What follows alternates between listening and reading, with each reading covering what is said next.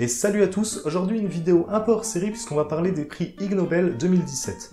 Alors pour ceux qui ne connaissent pas le concept, les prix IG Nobel sont des prix parodiques des prix Nobel visant à récompenser les recherches qui font rire, puis réfléchir ensuite. Même si ça peut sembler incroyable, il s'agit de recherches bien réelles et chaque année des scientifiques prestigieux se réunissent lors d'une cérémonie un peu étrange.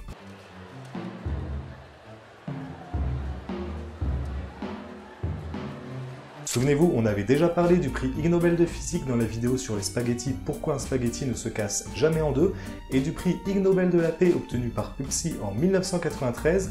Si vous n'avez pas vu les vidéos, je vous invite à les regarder, elles sont super. Bref, cette année 10 prix ont été décernés et j'ai choisi les 5 qui me semblaient les plus fous.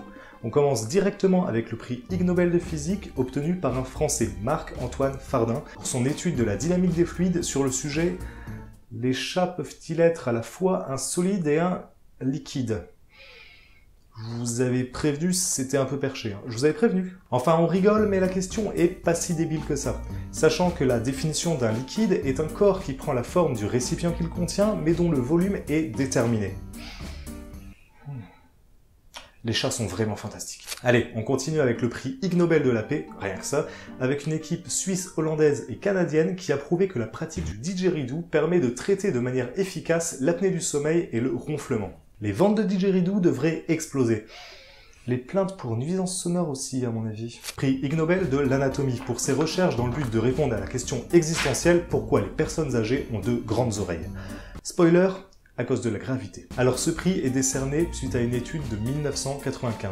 Et pour l'histoire, en 93, des membres du très prestigieux Collège Royal de Médecine de Londres s'étaient réunis afin d'encourager les médecins généralistes à mener des travaux de recherche. Certains proposaient des sujets très pointus, d'autres moins. C'est ainsi que la question « Pourquoi les vieillards ont de grandes oreilles ?» a été soulevée, lançant un débat sur la véracité des faits et menant à cette étonnante recherche. Quatrième prix à une équipe franco-anglaise pour avoir étudié de manière très précise les mécanismes du cerveau impliqués dans l'aversion au fromage. Assez étonnamment, l'étude des mécanismes qui créent le dégoût d'un certain aliment n'est pas un sujet qui a été très étudié par les neuroscientifiques. Et cette équipe a donc cherché un aliment qui divisait tout particulièrement les foules, d'où le fromage. Bon à savoir, l'étude s'est cantonnée au roquefort, au parmesan, à la tome, au cheddar et au fromage de chèvre. Non, parce que moi je vous file toutes les infos, après vous en faites ce que vous voulez. Et le dernier prix catégorie dynamique des fluides a un chercheur sud-coréen qui a étudié pourquoi quand on soumet un verre de Bordeaux à une oscillation de 4 Hz, il ne se crée que des petites vaguelettes, alors qu'une tasse de café soumise exactement aux mêmes vibrations finit assez vite par déborder, tachant inévitablement votre chemise. Et très sérieusement, j'ai parcouru rapidement l'article, le mec a tout étudié. De la forme moyenne d'une tasse aux vibrations créées par la main, le tout ponctué de tests pratiques et de calculs très péchus, il doit y avoir un traumatisme là-dessous. Et voilà, j'ai choisi les 5 prix qui me semblaient les plus étonnants, mais je vous invite fortement à aller sur le site officiel des Ig Nobel pour voir les autres prix.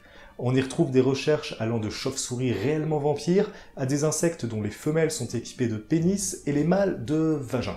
Bref, c'est vraiment super instructif. Et puis comme d'habitude, si vous avez aimé la vidéo, n'hésitez pas à vous abonner et à mettre un pouce vers le haut, ça fait toujours plaisir. Et en attendant, à la prochaine!